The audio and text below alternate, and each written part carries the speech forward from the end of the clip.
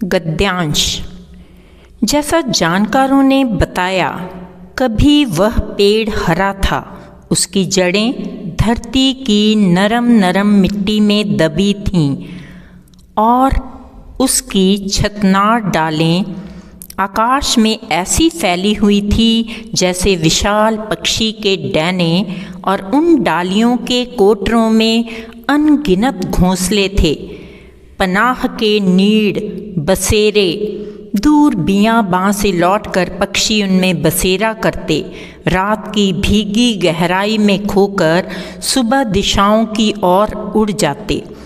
और मैं जो उस पेड़ के ठूंठपन पर कुछ दुखी हो चुप हो जाता, तो वह जानकर कहता, उसने वह कथा कितनी ही बार कही। आँखों देखी बात है, इस पेड़ की सघन छाया में कितने बटोहियों ने गए प्राण पाए हैं, कितने ही सूखे हरे हुए हैं। सुनो उसकी कथा, सारी बताता हूँ। और उसने बताया, जलती दोपहरी में मरीचिका की नाचती आग के बीच यह पेड़ हरा भरा झूमा पत्तों के विस्तृत ताज को सिर से उठाए। आंधी और तूफान में उसकी डालें एक दूसरे से टकराती, टहनियाँ एक दूसरे में गुंथ जाती, और जब तपी धरती बादलों की झरती झींसी रोम रोम से पीती और रोम रोम सजीव कर उनमें से लता प्रतानों के अंकुर फोड़ देती, तब पेड़ जैसे मुस्कुराता और बढ़ती लताओं की डाली रूपी भुजाओं से जैसे उठाकर भेंट लेता। उस विशाल तरु में तब बड़ा रस था। उसकी टहनी टहनी, डाली डाली, पोर पोर में रस था और छलका छलका वह लता वल्लरियों को निहाल कर देता। अनंत लताएं, अनंत वल्लरियाँ पावस में उसके अंग अंग से, उसकी फूटती संधियों से लिपटी रहती, और देखने वाले बस उसके सुख को देखते रह जाते। और मेरा वह जानकार बुजुर्ग एक लंबी सांस लेकर थका सा कह चलता कि तुम क्या जानो, जिसने केवल पावस और वसंत ही देखे हैं, निदाद और पतझड़ न देखे, केवल अंकुर और कोंपले ही फूटती देखी हैं, सूखती सांस न देखी, पीले झड़ते पत्ते न देखे। फिर एक दिन, एक साल कुछ ऐसा हुआ कि जैसे सब कुछ बदल गया।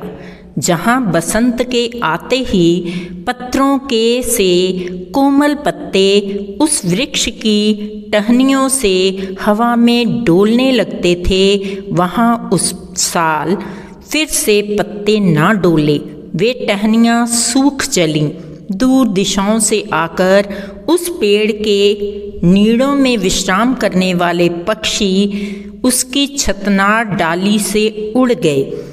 जहाँ अनंत अनंत कोयलें कूका करती थी, बौराई फुनगियों पर भौरों की काली पंक्तियाँ मंडराया करती थी, सहसा उस पेड़ का रस सूख चला, और जैसे उसे बसेरा लेने वाले पक्षी छोड़ चले, जैसे कूकती कोयलें, टेरते पपीहे, मंडराते भौरे उससे अनजाने हो गए, वैसे ही लता वल्लरियाँ उसके सकंध देश से, उसकी फैलती मजबूत डालियों से, उसकी मदमाती झूमती टहनियों से धीरे धीरे उतर गईं। कुछ सूख गई, मर गईं। उस लता संपदा के बीच फिर भी एक मधुर पुष्पवती पराग भरी वल्लरी उससे लिपटी रही, और ऐसा लगता था कि प्रकृति के परिवर्तन उस पर असर नहीं करते। वासंती जैसे सारी त्रुटियों से रस भरी वासंती बनी रहती।